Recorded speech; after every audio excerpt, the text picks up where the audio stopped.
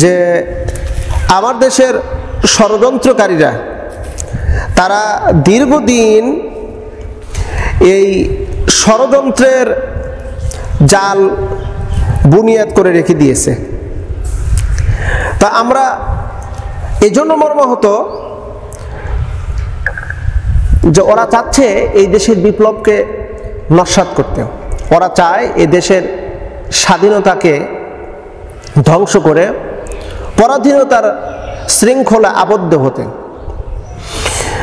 আমরা একটি বিষয়ে অবগত হয়েছি, বিশ্বের ভিতরে একটি জঙ্গি সংগঠন আছে, যেই সংগঠনটার আমরা সকলেই জানি ইসকন একটি জঙ্গি সংগঠন। পৃথিবীর সব রাষ্ট্রে কিন্তু এই জঙ্গি সংগঠন নেই।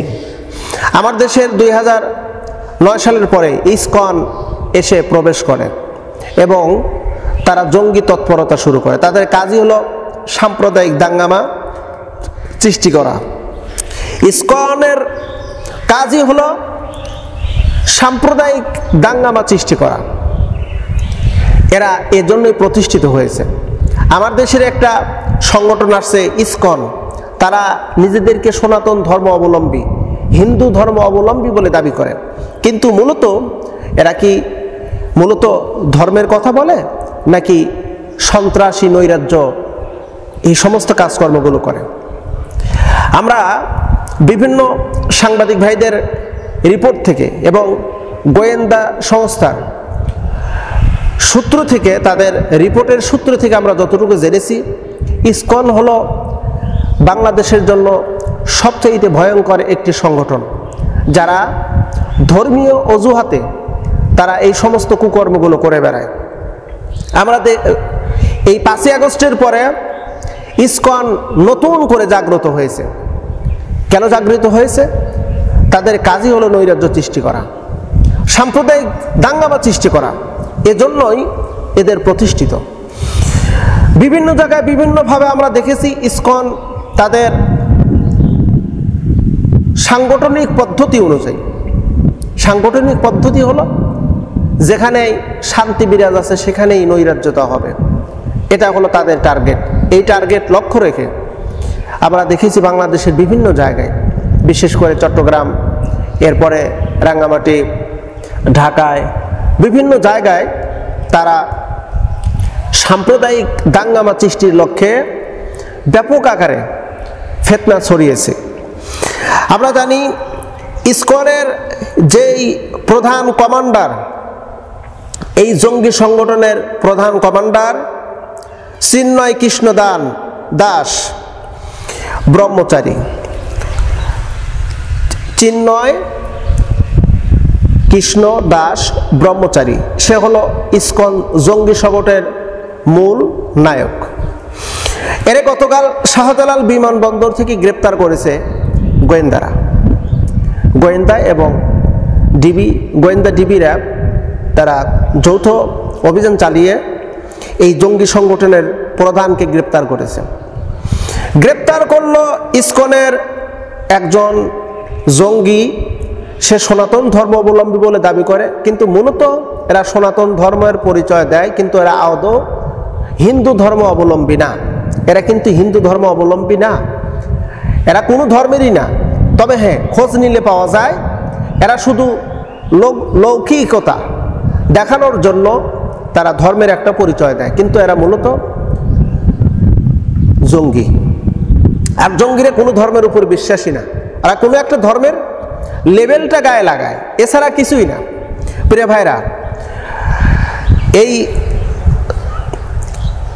চিন্ময় কৃষ্ণ দাস ব্রহ্মচারীকে গ্রেপ্তার করেছে। এটা গ্রেপ্তার করতে দেরি, আমরা দেখতে পারলাম গতকাল চট্টগ্রাম সহ বাংলাদেশের বিভিন্ন জায়গায় হিন্দুরা, অর্থাৎ কিছু সংখ্যক হিন্দুদেরকে লেলিয়ে দেওয়া হয়েছে, তোমরা বিক্ষোভ করো।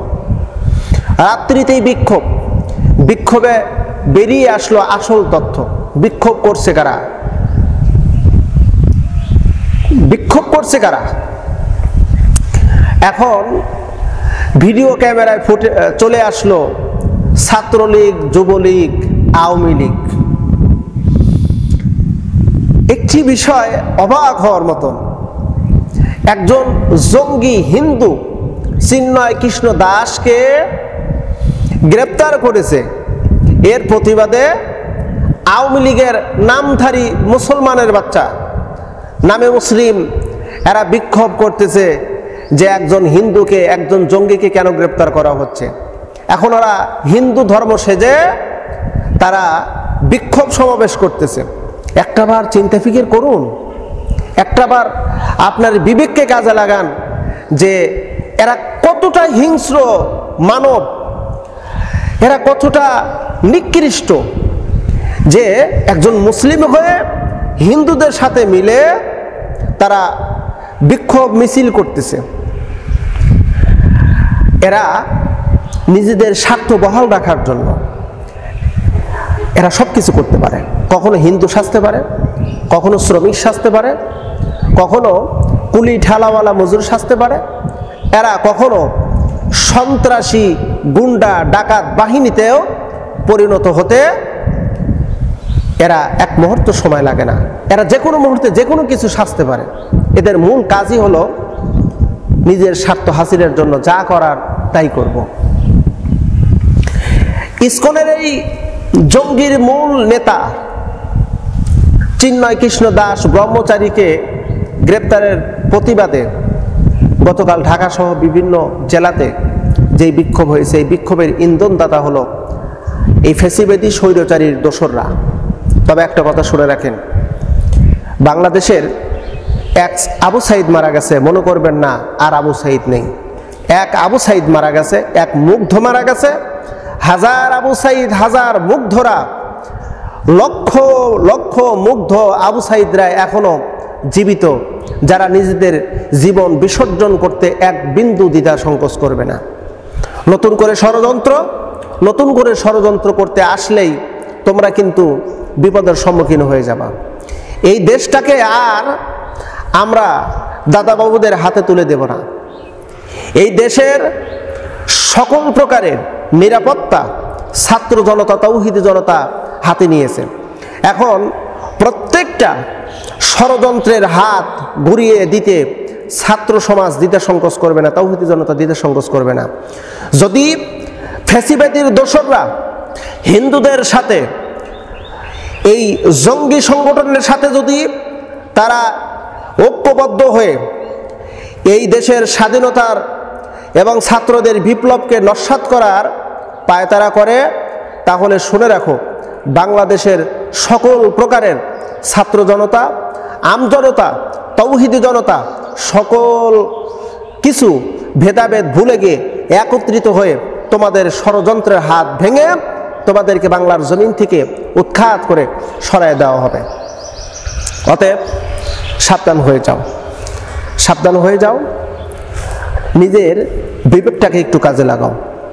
সর্বোপরি বিষয়, আমরা এই ইসকনের এই জঙ্গি মূল হোতা, সে দেশের ভিতরে যেই সাম্প্রদায়িক দাঙ্গামা সৃষ্টির লক্ষ্যে যে সমস্ত কাজগুলো করে আসতেছে, এর আমরা কঠিন থেকে কঠিনতর সাজা আবদার করি এবং কঠিন বিচার হোক, এবং দেশের ভিতরে কোনো জঙ্গি সংগঠন যেন মাথা উঁচু করে দাঁড়াতে না পারে।